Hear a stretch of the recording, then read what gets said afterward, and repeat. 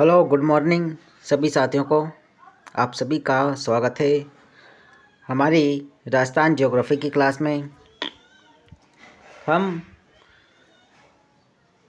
कुछ दिनों से राजस्थान के नए जिलों के बारे में पढ़ रहे हैं ताकि आगामी एग्ज़ाम में कोई भी प्रश्न पूछा जाए नए जिलों से संबंधित तो हम हर प्रश्न का उत्तर दे सकें।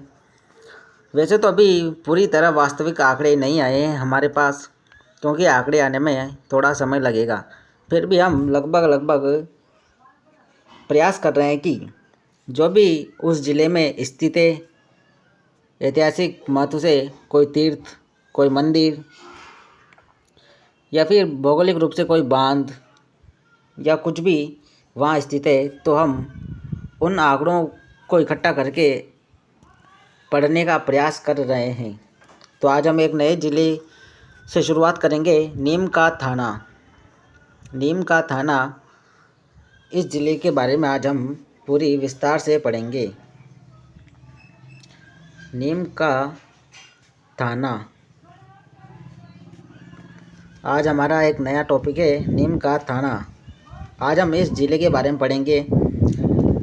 इस ज़िले की क्या क्या विशेषताएं हैं, क्या क्या दर्शनीय स्थल है, क्या क्या ऐतिहासिक महत्व है इस ज़िले का, और सांस्कृतिक रूप से क्या महत्व है। तो उन सभी बिंदुओं पर हम बारी बारी से चर्चा करेंगे। तो हम मैप के सहायता से देखते हैं नीम का थाना। यह है नीम का थाना। इस प्रकार से इसकी आकृति है। इस प्रकार से इस ज़िले की आकृति है। और इस ज़िले में देखा जाए तो 4 उपखंड और 5 तहसीलें हैं। कितनी? 4 उपखंड और 5 तहसीलें। तो इस ज़िले में 4 उपखंड और 5 तहसीलें, 5 तहसील स्थित है। 5 तहसील कौन कौन से है? तो एक है नीम का थाना, एक है पाटन, एक है श्री माधोपुर, एक है उदयपुर वाटी और एक है खेतड़ी। तो ये 5 तहसीलें नीम के थाना ज़िले में स्थित है।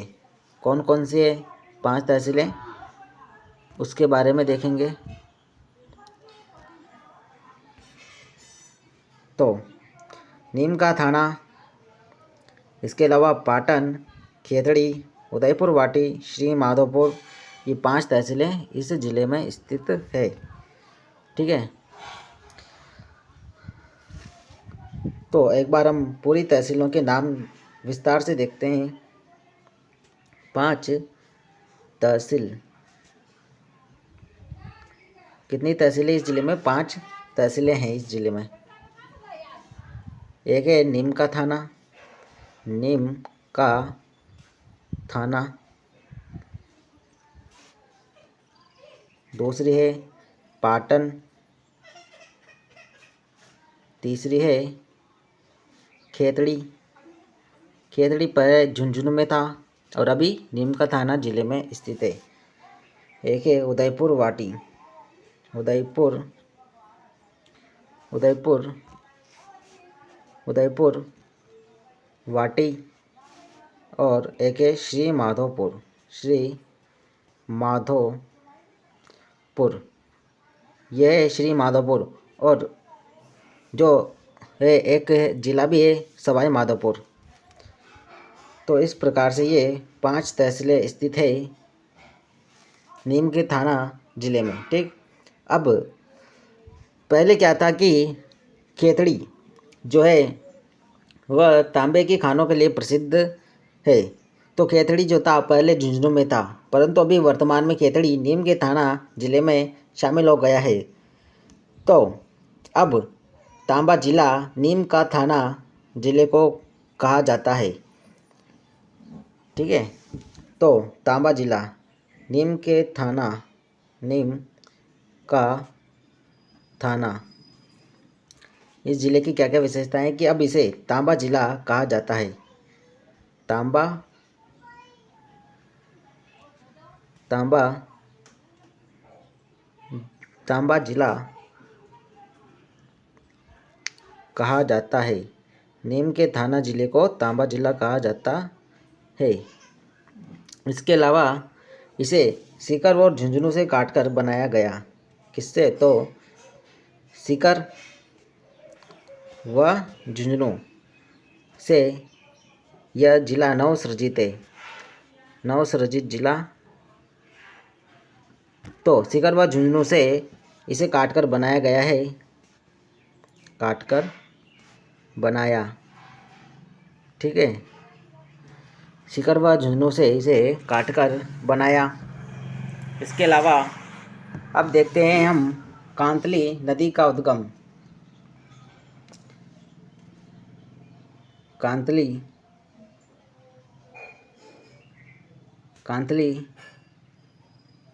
नदी, कांतली नदी का उद्गम कहाँ से होता है? कांतली नदी का उद्गम, कांतली नदी का उद्गम जो कि खंडेला की पहाड़ियों सीकर से होता है। कांतली नदी का उद्गम खंडेला की पहाड़ियाँ, खंडेला की पहाड़ियों से, खंडेला की पहाड़ियों से कांतली नदी का उद्गम होता है। और इसका प्रवाह क्षेत्र क्या है? तो यह किस किस ज़िले में बहती है? तो यह 3 जिलों से होकर बहती है। कौन कौन से ज़िले हैं? पहले तो यह 2 जिलों से होकर बहती थी, एक तो सीकर और एक झुंझुनू। अब ये 3 जिलों से होकर बहेगी। कौन कौन से? तो सीकर, फिर नीम का थाना और एक झुंझुनू। तो एक है सीकर, एक है नीम का थाना, नीम का थाना और एक है झुंझुनू।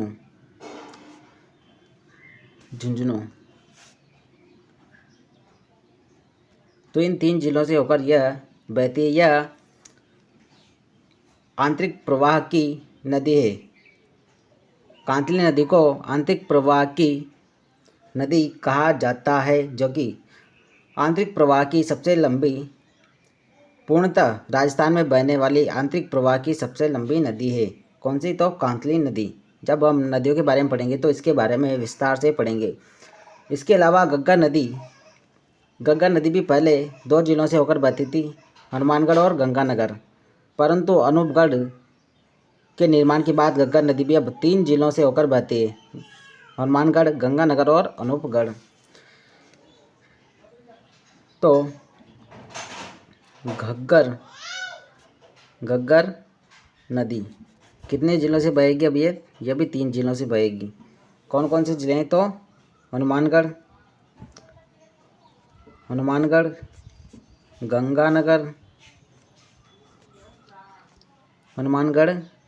गंगानगर और एक अनूपगढ़।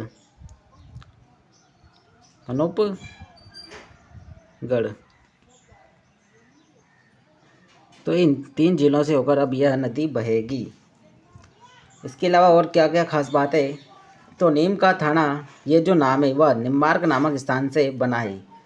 नीम का थाना नाम किससे? तो निम्बार्क नामक स्थान से बना है नीम का थाना। नीम का थाना ये नाम किससे बना है? तो निम्बार्क, क्योंकि यहाँ पर निम्बार्क संप्रदाय का एक स्थल है, तो निम्बार्क नामक स्थान से इसे बनाया लिया गया है। निम्बार्क नामक स्थान से बना है। नीम का थाना निम्बार्क स्थान से बना है। देखिए, पहले गणेश्वर सभ्यता जो थी वो सीकर में स्थित थी, परंतु अब गणेश्वर सभ्यता आ चुकी है नीम के थाना जिले में, ठीक है। तो पूछ जाए कि गणेश्वर सभ्यता किस जिले में स्थित है? तो गणेश्वर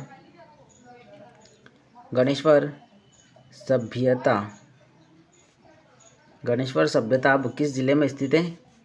तो अब यह है नीम का थाना जिले में, ठीक है। नीम का थाना जिले में स्थित है। इसके अलावा सोनारी सभ्यता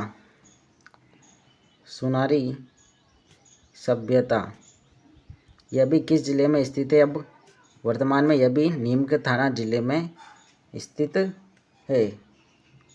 ठीक है, नीम के थाना जिले में स्थित है। तो यह दोनों सभ्यताएं जो है, यह दोनों ही सभ्यताएं अब नीम के थाना जिले में स्थित है। एक तो गणेश्वर सभ्यता और एक है सोनारी सभ्यता। यदि पूछा जाए कि सोनारी और गणेश्वर सभ्यता किस जिले में स्थित है वर्तमान में, तो ठीक है, नीम का थाना में स्थित है। इसके अलावा नीम का थाना जिले में पाटन तहसील है, जहाँ पर आपने ऐतिहासिक रूप से पहले यदि पढ़ा होगा तो पाटन का युद्ध हुआ था।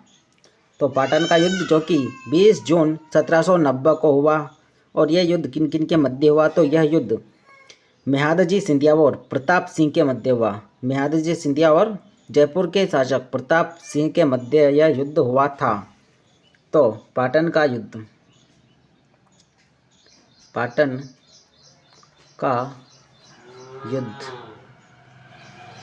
का युद्ध कब हुआ? तो 20 जून और 1790 में पाटन का युद्ध हुआ। किन किन के मध्य हुआ? तो यह हुआ मेहादजी सिंधिया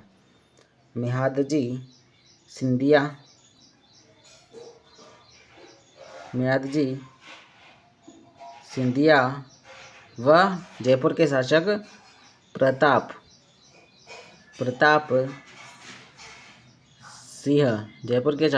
सिंह के मध्य यह युद्ध हुआ, पाटन का युद्ध। ठीक, तो पाटन का युद्ध अब पूछा जाए कि किस जिले में हुआ? तो नीम का थाना, ठीक है, नीम का थाना जिले में हुआ। इसके अलावा कई युद्ध हैं जिनके स्थान अब परिवर्तित हो चुके हैं। इनके बारे में भी हम लास्ट में देखेंगे। इसके अलावा श्री माधोपुर कहाँ है? तो श्री माधोपुर में गोपीनाथ जी का मंदिर स्थित है। कहाँ पर? तो श्री माधोपुर तहसील में गोपीनाथ जी का मंदिर स्थित है। तो देखते हैं गोपीनाथ जी का मंदिर।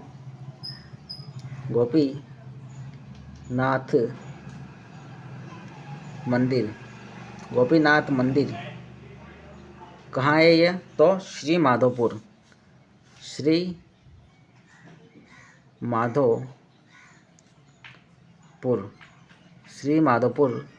में स्थित है गोपीनाथ जी का मंदिर। इसके अलावा मनसा माता मंदिर,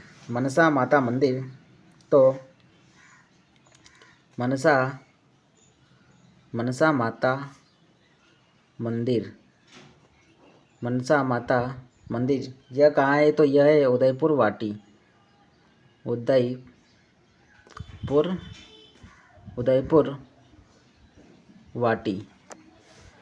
तो यह दोनों मंदिर कहाँ है? तो नीम का थाना शिकर में।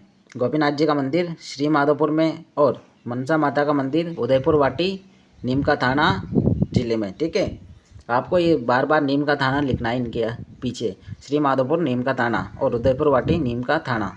ठीक है, ताकि बार बार लिखने से आपको यह याद होगा। इसके अलावा नीम का थाना में और क्या क्या विशेषताएं इसकी? तो तांबे की खान के लिए प्रसिद्ध है। ठीक है, तांबे की खान के लिए प्रसिद्ध, तांबे की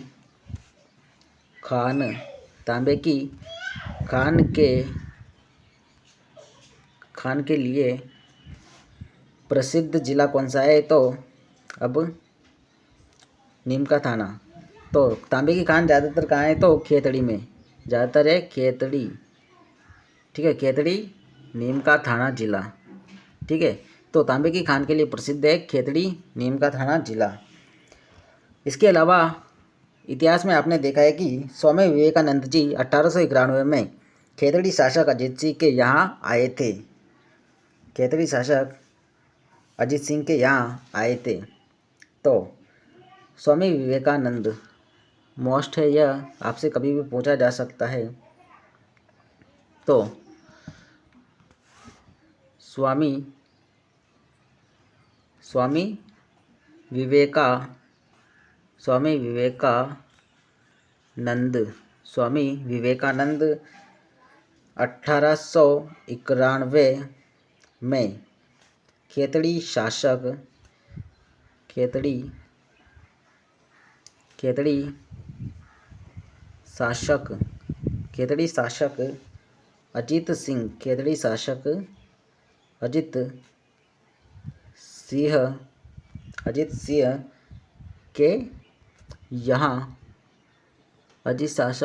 अजीत सिंह के यहाँ आए थे। कब आए थे? तो 1891 में। ठीक है, स्वामी विवेकानंद 1891 में खेतड़ी शासक अजीत सिंह के यहाँ आए थे। इसके अलावा और कौन कौन सी विशेषताएं हैं? तो कोट बांध जो है नीम का थाना में स्थित है। इसके अलावा कायम कुंड भी नीम का थाना में स्थित है। इसके अलावा पापड़ा तालाब भी नीम के थाना में स्थित है। इसके अलावा गणेश्वर, टपकेश्वर, बालेश्वर, भगेश्वर ये प्राचीन तीर्थ स्थल भी नीम का थाना में स्थित है। अब हमें हर जिले में जो महत्वपूर्ण स्थान है, छोटे बड़े जो भी हैं उन्हें भी याद रखना पड़ेगा, क्योंकि एग्जामिनर अब यहाँ से भी प्रश्न पूछ सकता है, तो हमें यह याद रखने ही पड़ेंगे। तो क्या क्या स्थित है नीम का थाना में? एक तो है कोट बांध कहाँ है यह? तो यह भी है नीम का थाना में। इसके अलावा कायम कुंड कहाँ है यह? तो यह है नीम का थाना में। इसके अलावा पापड़ा तालाब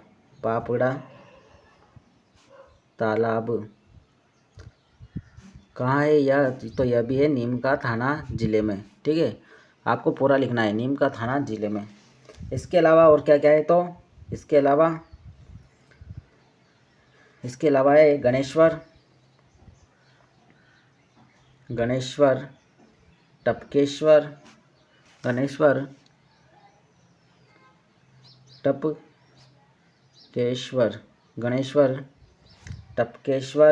बालेश्वर,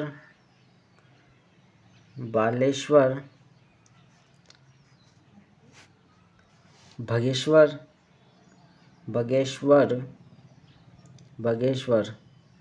तो गणेश्वर, टपकेश्वर, बालेश्वर, भगेश्वर ये प्राचीन तीर्थ स्थल नीम का थाना में स्थित है। ठीक है, भगेश्वर ये प्राचीन तीर्थ कहाँ है? तो नीम का थाना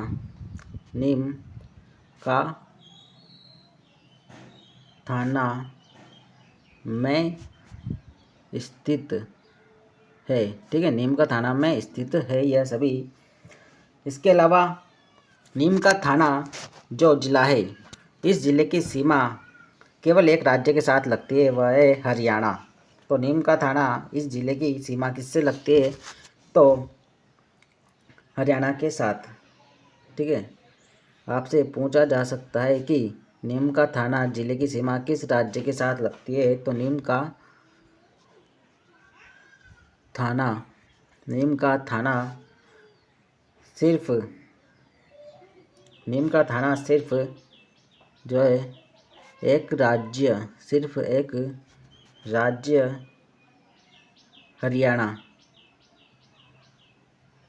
हरियाणा के साथ सीमा बनाता है, साथ सीमा बनाता है। इसके अलावा और क्या क्या स्थित है नीम का थाना में? तो मालखेत की चोटी वो भी नीम का थाना में है। इसके अलावा लोहागल की चोटी ये भी नीम का थाना में है। बाबई की पहाड़ियाँ ये भी नीम का थाना में है। पन्ना शाह तालाब ये भी नीम का थाना में है। पंसारी की हवेली यह श्री माधोपुर नीम के थाना में है। इसके अलावा खेतड़ी का महल भी नीम का थाना में है। तो मालखेत की पहाड़ियाँ मालखेत की चोटी, मालखेत की चोटी। इसके अलावा लोहागर्ल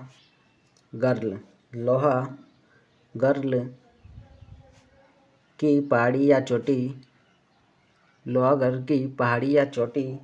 इसके अलावा बाबाई की पहाड़ियाँ, बाबाई की चोटी। यह सभी कहाँ स्थित है? तो यह सभी है नीमका थाना में। ठीक है, नीमका थाना में यह सभी स्थित है, नीम के थाना में। इसके अलावा पन्ना शाह तालाब, कौन सा? तो पन्ना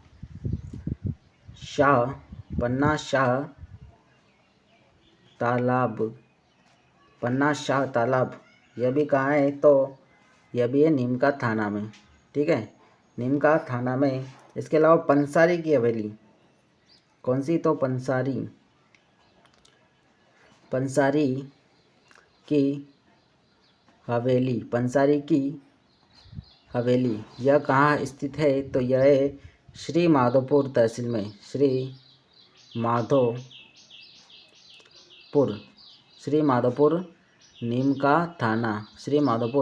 नीमका थाना में स्थित है। इसके अलावा खेतड़ी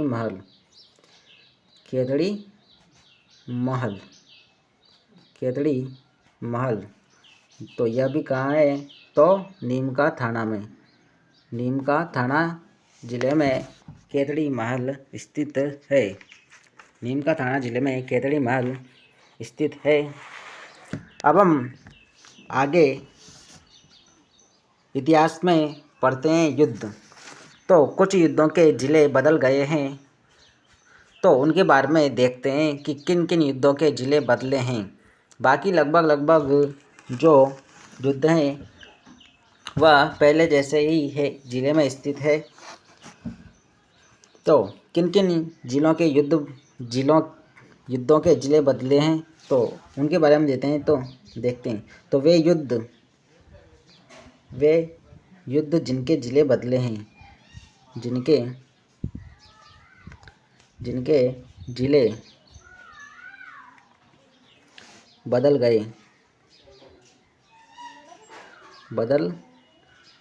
गए उनके बारे में देखेंगे हम एक एक युद्ध के बारे में। कौन कौन से हैं वे युद्ध? तो एक है सिवाना का युद्ध, जो कि अब बालोतरा में आ गया है। कब हुआ था? यह 1308 में। तो सिवाना का युद्ध, यदि अब पूछा जाए कि सिवाना का युद्ध किस जिले में हुआ, तो अब आपको बताना है बालोतरा। सिवाना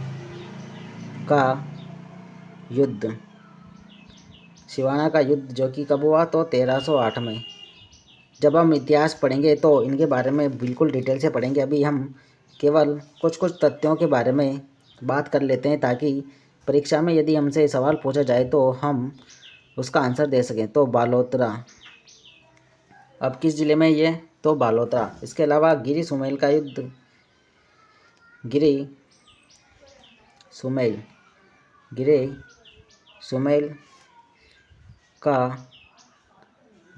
गिरी सुमेल का युद्ध, यह कब हुआ?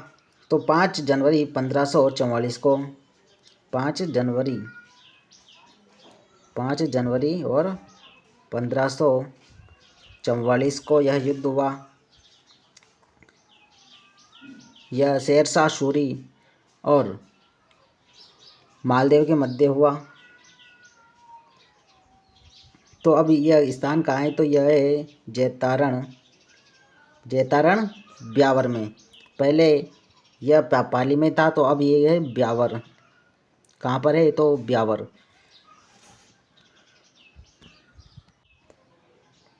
तो अब यह स्थान है ब्यावर में। कहाँ पर? तो ब्यावर में। इसके अलावा बगरू का युद्ध आपने पढ़ा होगा।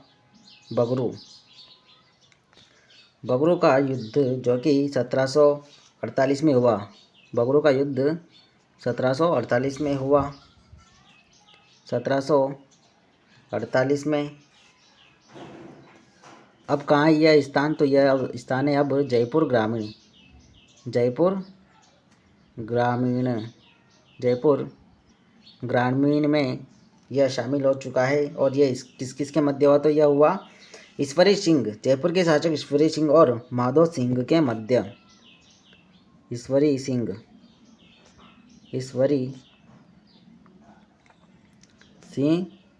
और माधो सिंह, ईश्वरी सिंह वर्सेज माधो सिंह के मध्य, इसके मध्य यह युद्ध हुआ। बाकी इतिहास में जो भी युद्ध हुए वह लगभग आपको कोई दिक्कत नहीं होगी उनमें। जिन भी युद्धों के स्थान बदले हैं उनके बारे में हमने आपको बता दिया है। क्योंकि खानवा का युद्ध भरतपुर में हुआ, इसके अलावा बयाना का युद्ध वह भी भरतपुर में ही हुआ, हल्दी घाटी का युद्ध वह भी मेवाड़ में हुआ। तो लगभग जिनके भी स्थान बदले हैं, हम आगामी समय में जो भी डेटा आएंगे उनको एनालिसिस करके आपको बताते रहेंगे।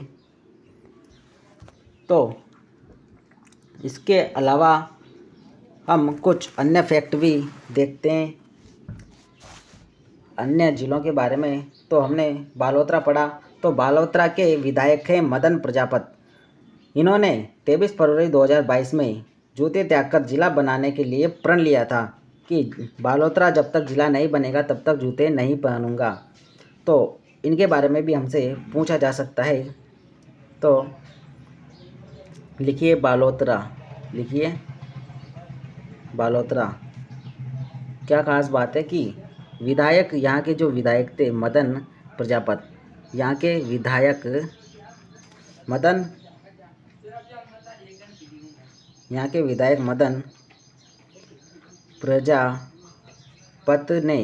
विधायक मदन प्रजापति ने कब, तो 23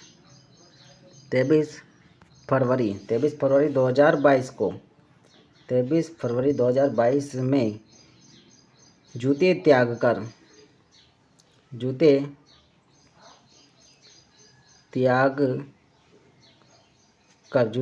कर जिला बनाने के लिए प्रण लिया था। जूते त्याग कर जो है बालोतरा को जिला बनाने का प्रण लिया। जब यह बालोतरा जिला बना तब इन्होंने चांदी की जूतियां पहनी। ऐसा कहा जाता है कि इन्होंने चांदी की जूतियां पहनी। इसके अलावा बालोतरा का उपनाम है पॉपुलिन नगरी। बालोतरा का उपनाम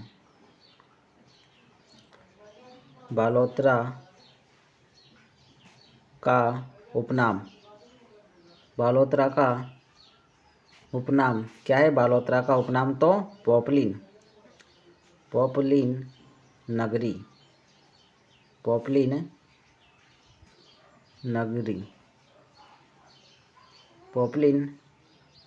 नगरी बालोतरा का उपनाम है पॉपुलिन नगरी। इसके अलावा हम देखते हैं अनूपगढ़। तो जेतसर कृषि फार्म जो है अब अनूपगढ़ में स्थित है। कौन सा? तो जेतसर कृषि फार्म कहाँ पर स्थित है? यह तो अनूपगढ़ में। जेतसर कृषि फार्म अनूपगढ़ में स्थित है। जेतसर कृषि फार्म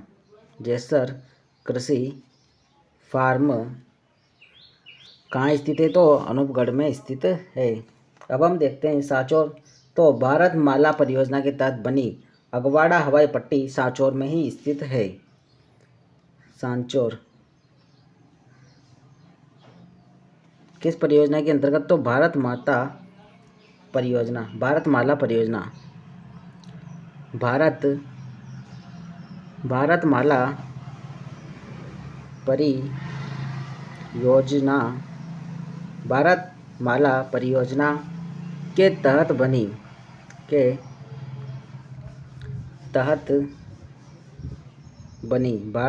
परियोजना के तहत बनी अगवाड़ा। कौन सी? तो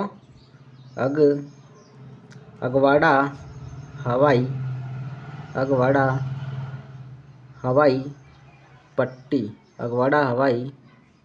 पट्टी कहाँ स्थित है? तो सांचौर में स्थित है। इसके अलावा संत धन्ना का जन्म स्थान यह है चूरू गांव दूदू में।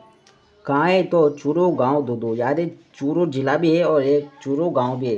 कहाँ है चूरू गांव? तो दूदू में, ठीक है। तो दूदू, तो संत धन्ना का जन्म स्थान किसका? संत धन्ना का जन्म संत धन्ना का जन्म स्थान संत धन्ना का जन्म स्थान वर्तमान में कहाँ है? तो यह है चूरू गांव। याद रखिए, वो चूरू जिला अलग है और यह चूरू गांव अलग है।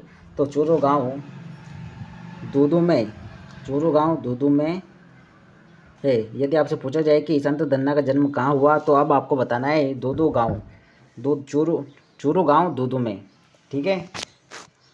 इसके अलावा देश भर में आधार कार्ड की जो लॉन्चिंग हुई थी वह भी दूदू से ही शुरू हुई थी।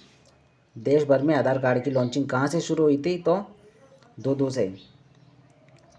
तो देश भर में आधार कार्ड की लॉन्चिंग, देश भर में आधार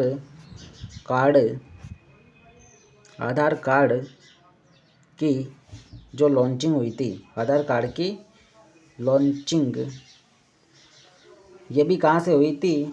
तो दूदू से ही हुई थी। इसके अलावा राज्य का प्रथम मेट्रो अस्पताल भी दूदू में है।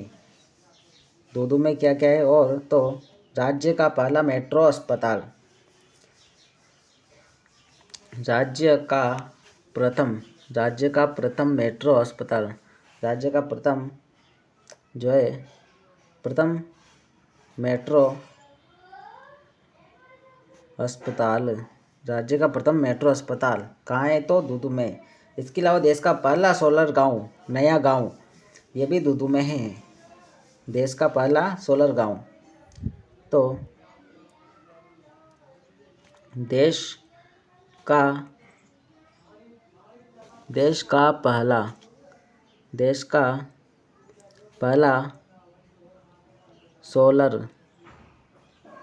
पहला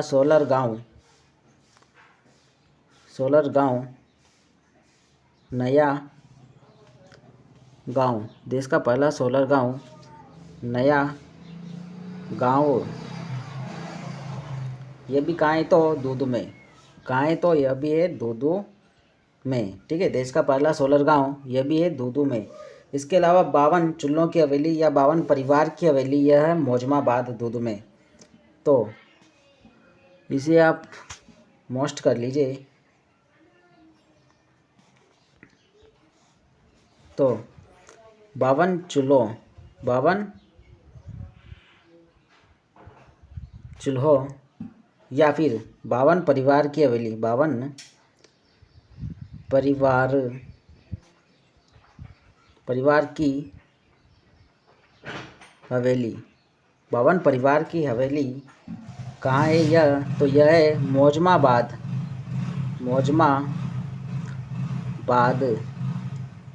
मौजमाबाद में स्थित है 52 चूल्हों या 52 परिवार की हवेली। तो एक बार हम पुनः इन सभी का रिवीजन करते हैं। तो आज हमने नीम का थाना ज़िले के बारे में देखा। नीम का थाना ज़िले के बारे में आज हमने चर्चा की। जैसा कि आपने देखा कि नीम के थाना ज़िले में कौन कौन सी तहसीलें स्थित है। एक बार दोबारा से देखते हैं हम इस ज़िले को। तो नीम का थाना में एक तो है खेतड़ी, एक है पाटन, एक है नीम का थाना, एक है श्री माधोपुर और एक है उदयपुर वाटी। यह तहसीलें हैं नीम के थाना ज़िले में, ठीक है। नीम के थाना ज़िले में खेतड़ी, पाटन, नीम का थाना, श्री माधोपुर और उदयपुर वाटी, यह 5 तहसीलें स्थित है और 4 उपखंड स्थित हैं नीम का थाना ज़िले में। 5 तहसीलें कौन कौन सी? तो नीम का थाना है, पाटन है, खेतड़ी है, इसके अलावा उदयपुर वाटी है, श्री माधोपुर, ये 5 तहसीलें स्थित है। इसके अलावा नीम के थाना ज़िले को अब तांबा जिला कहा जाता है। वर्तमान में अब तांबा जिला कौन सा हो गया है? तो नीम का थाना, क्योंकि पहले खेतड़ी तांबा जिला था। इसके अलावा सीकर व झुंझुनू से काटकर, कहाँ से? तो सीकर व झुंझुनू से काटकर इसे बनाया गया है। यदि पूछा जाए कि सीकर व झुंझुनू से नव सृजित जिला कौन सा है, तो आपको बताना है नीम का थाना। ठीक है। इसके अलावा कांतली नदी का उद्गम कहाँ से होता है? तो खंडेला की पहाड़ियाँ सीकर से, खंडेला की पहाड़ियाँ सीकर से कांतली नदी का उद्गम होता है और यह आंतरिक प्रवाह की नदी है। तो यह अब 3 जिलों से बहती है, सीकर से, नीम का थाना से और एक झुंझुनू से। सीकर, नीम का थाना और झुंझुनू से, इन 3 जिलों से होकर यह नदी बहती है। और घग्गर नदी भी अब 3 जिलों से बहेगी। कितने जिलों से? तो 3 जिलों से, एक तो गंगानगर, हनुमानगढ़ और एक अनूपगढ़। ठीक है। तो ये दोनों ही नदियाँ 3-3 जिलों से होकर बहती है। इसके अलावा नीम का थाना, यह नाम जो है निम्बार्क नामक स्थान से बना है, निम्बार्क नामक स्थान से बना है यह नाम। इसके अलावा हमने देखा कि गणेश्वर सभ्यता, गणेश्वर सभ्यता जो कि कहाँ स्थित है? अब नीम का थाना में। और सोनारी सभ्यता भी अब कहाँ आ गई है? तो अब आ गई है यह नीम का थाना जिले में। इसके अलावा हमने देखा कि पाटन का युद्ध जो कि अब कहाँ आ गया है? तो नीम का थाना में। यह कब हुआ? तो 20 जून और 1790 को पाटन का युद्ध हुआ। किस किस के मध्य? तो मेहदजी सिंधिया व प्रताप सिंह के मध्य, मेहदजी सिंधिया व प्रताप सिंह के मध्य यह युद्ध हुआ। फिर हमने देखा कि गोपीनाथ मंदिर जो कि श्री माधोपुर, गोपीनाथ मंदिर जो कि श्री माधोपुर में स्थित है। इसके अलावा मनसा माता का मंदिर, मनसा माता मंदिर यह उदयपुर वाटी में स्थित है। फिर हमने देखा कि तांबे की खानों के लिए प्रसिद्ध तो खेतड़ी था। कौन था? खेतड़ी, जो कि अब कहाँ गया है? तो नीम का थाना जिले में। तो तांबे की खानों के लिए प्रसिद्ध खेतड़ी, नीम का थाना। फिर हमने देखा था कि स्वामी विवेकानंद 1891 में खेतड़ी शासक अजीत सिंह के यहाँ आए थे, खेतड़ी शासक अजीत सिंह के यहाँ आए थे। इसके बाद हमने देखा कि कोट बांध नीम का थाना में है, कायम कुंड जो कि नीम का थाना में, पापड़ा तालाब नीम का थाना में। तो कायम कुंड है, कोट बांध है, पापड़ा तालाब है, यह कहाँ है? तो नीम के थाना में। फिर हमने देखा कि गणेश्वर, टपकेश्वर, बालेश्वर, बगेश्वर ये प्राचीन तीर्थ स्थान जो है नीम का थाना में स्थित है। गणेश्वर, बालेश्वर, टपकेश्वर और बगेश्वर। ठीक है। फिर हमने देखा कि नीम का थाना सिर्फ एक राज्य, किससे? तो केवल हरियाणा राज्य से ही यह सीमा बनाता है। नीम का थाना केवल हरियाणा राज्य से ही सीमा बनाता है। मालखेत की चोटी, लोहागर्ल की चोटी और बाबई की चोटी ये सभी कहाँ है? तो नीम का थाना में स्थित है। ठीक है। मालखेत, लोहागर्ल और बाबई ये सभी कहाँ है? नीम का थाना में है। पन्ना शाह तालाब यह भी नीम का थाना में है। इसके अलावा पंसारी की हवेली श्री माधोपुर नीम का थाना में है। पन्ना शाह तालाब, पंसारी की हवेली। फिर हमने देखा कि खेतड़ी महल कहाँ है? अब नीम का थाना में। खेतड़ी महल अब कहाँ आ चुका है? तो नीम का थाना में। ठीक है। फिर हमने देखा कि वे युद्ध जिनके स्थान बदल गए हैं, जिनके जिले बदल गए हैं, वे कौन कौन से हैं? तो हमने देखा कि सिवाना का युद्ध जो कि 1308 में लड़ा गया, वह अब कहाँ गए? तो बालोतरा में। अब आपको बताना है कि सिवाना का युद्ध बालोतरा जिले में लड़ा गया। ठीक है। इसके अलावा हमने देखा कि गिरी सुमेल का युद्ध जो कि 5 जनवरी 1544 को जैतारण में हुआ। अब यह ब्यावर में शामिल है। तो गिरी सुमेल का युद्ध किस जिले में हुआ? तो ब्यावर बताना है, क्योंकि पहले जैतारण पाली में स्थित था। कहाँ था पहले जैतारण? पाली में। ठीक है। फिर हमने देखा कि बगरू का युद्ध जो कि 1748 में हुआ, यह जयपुर ग्रामीण में स्थित है। शेरशाह सूरी और सवाई माधो सिंह के मध्य यह युद्ध हुआ। बगरू का युद्ध ईश्वरी सिंह और माधो सिंह के मध्य, क्योंकि माधो सिंह भी चाहता था कि मैं जयपुर का शासक बनूं। फिर हमने देखा कि फिर हमने कुछ अन्य महत्वपूर्ण तथ्यों के बारे में देखा कि बालोतरा के जो विधायक है मदन प्रजापत, इन्होंने 23 फरवरी 2022 में जूते त्याग कर जिला बनाने का प्रण लिया था कि जब तक जिला नहीं बन जाता तब तक मैं जूते नहीं पहनूंगा। तो याद रखिए इनका नाम मदन प्रजापत। इसके बाद हमने देखा बालोतरा का उपनाम जिसे कहा जाता है पोपलिन नगरी। बालोतरा को पोपलिन नगरी भी कहा जाता है। अनूपगढ़ जेतसर कृषि फार्म स्थित है अनूपगढ़ में। फिर हमने देखा कि सांचौर भारतमाला परियोजना के तहत बनी हवाई पट्टी या अगवाड़ा हवाई पट्टी कहाँ है? तो सांचौर में स्थित है। तो भारतमाला परियोजना के तहत बनी अगवाड़ा हवाई पट्टी यह भी सांचौर जिले में ही स्थित है। इसके अलावा संत धन्ना जी का जन्म स्थान जो कि चूरू गांव, याद रखिए चूरू जिला अलग है और चूरू गांव अलग है। तो चूरू गांव दूदू कहाँ है? चूरू गांव तो दूदू में। तो संत धन्ना का जन्म स्थान चूरू गांव दूदू में है। फिर हमने देखा कि देश भर में आधार कार्ड की जो लॉन्चिंग हुई थी, आधार कार्ड जो लॉन्च किए गए थे वह भी दूदू जिले से किए गए थे। फिर 52 चूल्हों या 52 परिवार की हवेली यह कहाँ है? तो मौजमाबाद। 52 चूल्हों या 52 परिवार की हवेली मौजमाबाद में स्थित है। ठीक है, तो आज के लिए बस इतना ही।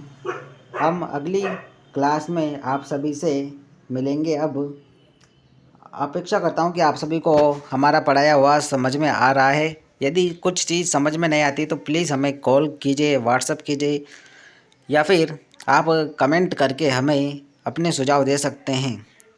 तो आज के लिए इतना ही। आप सभी का बहुत बहुत धन्यवाद हमारे साथ जुड़ने के लिए। अगले ज़िले को लेकर हम मिलेंगे। धन्यवाद।